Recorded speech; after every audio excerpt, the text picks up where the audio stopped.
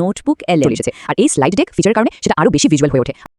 পাতার পর পাতা একঘেয়ে টেক্সট পড়তে কারই ভালো লাগে, তাই না? আজকের এই বিশ্লেষণে আপনাদের স্বাগত।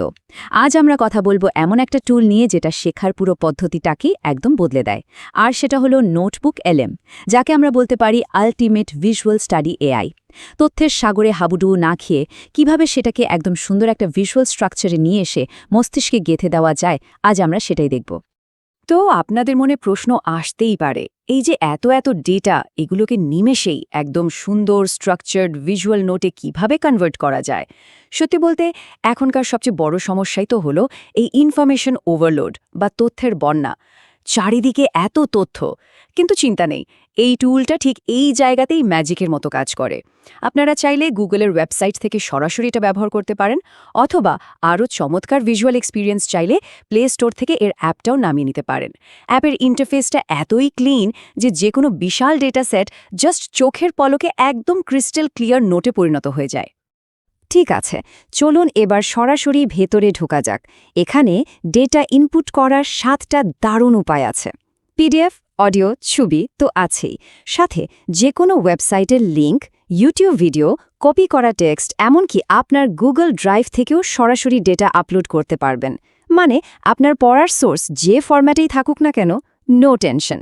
একটা মাত্র প্ল্যাটফর্মে এতগুলো অপশন, ভাবা যায়? হ্যাঁ, ফাইলের সাইজ যদি একটু বড় হয় তাহলে লোড হতে সামান্য একটু বেশি সময় লাগতে পারে, কিন্তু বিশ্বাস করুন, এরপর যে ভিজুয়াল ম্যাজিকটা আপনি দেখবেন, ওইটুকু ওয়েট করা একদমই গায়ে লাগবে না। ডেটা ইনপুট তো হলো। ডেটার আকার বড় হলে টুলটি লোড হতে কিছুটা সময় নেয়। এটা কিন্তু একটা চমৎকার পর্যবেক্ষণ।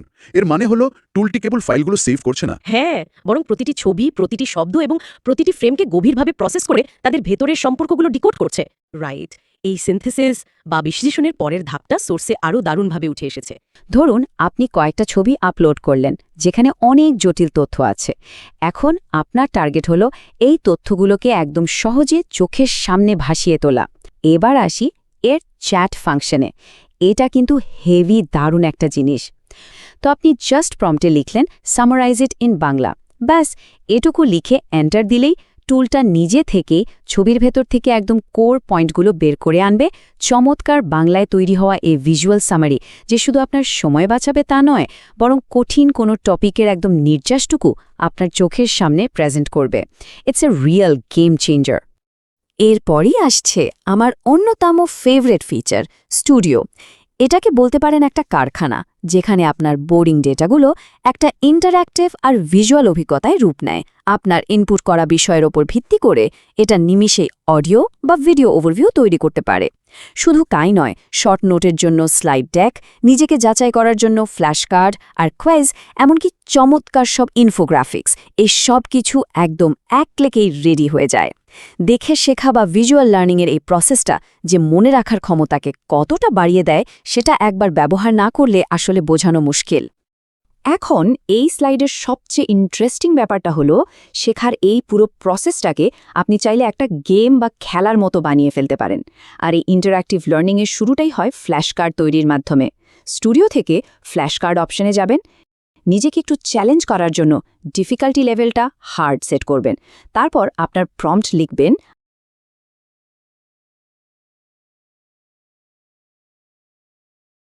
আর ভাষা হিসাবে বাংলা সিলেক্ট করবেন। এরপর জেনারেটে ক্লিক। এই পুরো প্রসেসটা এতটাই ভিজুয়াল আর ইজি যে কোনো সাধারণ টেক্সটও একটা দারুণ প্রশ্নোত্তরের খেলায় পরিণত হয়ে যায়। একঘেয়েমি তো কোনো সুযোগই নেই। ফ্ল্যাশ কার্ড তৈরির সময় প্রম্পটের ব্যাপারটা একটু খেয়াল করুন।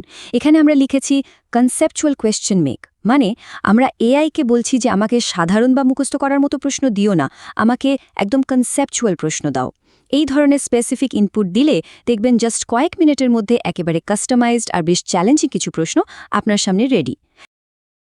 একটা ফ্ল্যাট টেক্সটকে এমন চমৎকার ইন্টারঅ্যাক্টিভ সেশনে পাল্টে ফেলার এই ক্ষমতাটা সত্যি বলতে স্টাডির ক্ষেত্রে একটা নতুন মাত্রা যোগ করে। যদি এআই এত দ্রুত একটা জটিল ইংরেজি টেক্সট বা ভিডিও সারসংক্ষেপ চোখের পলকে বাংলায় তৈরি করে দেয়, তবে কি বিস্তারিত পড়ার যে অভ্যাস, মানে দীর্ঘ সময় ধরে একটা বিষয়ের গভীরে ডুবে থাকার যে মনোযোগ, তা নষ্ট হয়ে যাওয়ার একটা ঝুঁকি থাকে না? মানে আমরা এক ধরনের বুদ্ধিবৃত্তিক অলসতার দিকে এগিয়ে যাচ্ছি কিনা, তাই তো? হ্যাঁ, কঠিন কনসেপ্ট নিজে পড়ে বোঝার যে মানসিক কসরত, সেটা তো হারিয়েই যাচ্ছে। এই ভয়টা অত্যন্ত স্বাভাবিক এবং শিক্ষাবিদদের মধ্যেও এ নিয়ে প্রচুর বিতর্ক রয়েছে। তবে আমরা যদি কগনিটিভ সাইকোলজি বা জ্ঞানীয় মনোবিজ্ঞানের দৃষ্টিকোণ থেকে বিষয়টা দেখি, তবে উত্তরটা একটু ভিন্ন হবে। আচ্ছা, কিভাবে? এখানে আমাদের কগনিটিভ লোড থিওরি বা মানসিক চাপের তত্ত্বটি নিয়ে আলোচনা করা প্রয়োজন। মানুষের মস্তিষ্কের ওয়ার্কিং মেমোরি বা কার্যকরী স্মৃতির ধারণ ক্ষমতা খুবই সীমিত। যখন কেউ একটা বিদেশি ভাষার জটিল টেক্সট পড়ে বোঝার চেষ্টা করে, তখন তার মস্তিষ্কের শক্তির একটা বড় অংশ খরচ হয় বাক্য গঠন, শব্দের অর্থ আর ব্যাকরণ উদ্ধারের পেছনে। ও আচ্ছা, মানে মূল কনসেপ্ট বোঝার আগেই ভাষা বুঝতে গিয়ে ব্রেনের চার্জ শেষ হয়ে যায়। একদম নিখুঁত একটা তুলনা। এই যে ভাষার জটিলতা সমাধানের পেছনের মানসিক শ্রম, একে বিজ্ঞানের ভাষায় বলা হয় এক্সট্রেনিয়াস লোড বা অপ্রয়োজনীয় মানসিক চাপ। এর ফলে মূল যে বিষয়টা শেখা দরকার, অর্থাৎ ইন্ট্রিনজিক লোড, সেটির জন্য মস্তিষ্কে আর পর্যাপ্ত শক্তি অবশিষ্ট থাকে না। বুঝতে পেরেছি। যখন এই টুলটি একটা দীর্ঘ জটিল টেক্সটের জঞ্জাল থেকে শুধু মূল কোর কনসেপ্টগুলো বের করে মাতৃভাষায় উপস্থাপন করছে, তখন এটা আসলে ব্রেনের ওই অপ্রয়োজনীয় চাপটা কমিয়ে দিচ্ছে। তার মানে এআই আমাদের অলস করছে না, বরং আমাদের মস্তিষ্কের শক্তিটা বাঁচিয়ে দিচ্ছে, যাতে আমরা অনুবাদের বদলে সরাসরি লজিক বা যুক্তিটা বোঝার পেছনে সেই শক্তিটা কাজে লাগাতে পারি। একেবারে তাই। আর আচ্ছা, এতক্ষণ তো আমরা ফ্ল্যাশ কার্ড দেখলাম, কিন্তু ওই যে বিশৃঙ্খল ডেটাগুলো, সেগুলো আসলে কতটা গোছানো রূপ পেল? আগের ওই সামারি থেকে দেখবেন নোট নেয়ার জন্য মূল পয়েন্টগুলো একদম ছাঁকা হয়ে আপনার সামনে চলে এসেছে, আর এই স্লাইড ডেক ফিচারের কারণে সেটা আরও বেশি ভিজুয়াল হয়ে ওঠে। আমরা সবাই জানি আমাদের ব্রেইন সাধারণ টেক্সটের চেয়ে চার্ট বা স্লাইড অনেক দ্রুত মনে রাখতে পারে, তাই না? ঠিক এই সাইকোলজিক্যাল সুবিধাটাই এখানে কাজে লাগানো হয়েছে। ডেটাকে বিভিন্ন চার্ট আর ভিজুয়াল স্লাইডের মাধ্যমে সাজিয়ে নেওয়া যায় বলে তথ্য প্রসেস করা হয়ে যায় সুপারফাস্ট। এই পর্যায়ে আপনাদের মনে একটা প্রশ্ন উকি দিতে পারে, আরে এই কাজগুলো তো চ্যাটজিপিটিতেও করা যায়, তাহলে এর দরকার কি? নোটবুক এলএম ফোকাস করে একদম স্পেসিফিক ভিজুয়াল স্টাডি ওয়ার্কফ্লো বা শেখার ধাপগুলোর উপর। নির্দিষ্ট কোনো সোর্সের উপর ভিত্তি করে নিখুঁত শর্ট নোট বানানো, ভিজুয়ালাইজেশন এবং ইন্টারঅ্যাক্টিভ ওয়েতে পড়ার জন্য এর পুরো কাঠামোটি আলাদাভাবে ডিজাইন করা। ইন শর্ট, এটা পুরোপুরি একটা স্পেশালাইজড স্টাডি টুল। ওকে, এবার একটা চমকে দেওয়ার মতো সত্যি কথা বলি।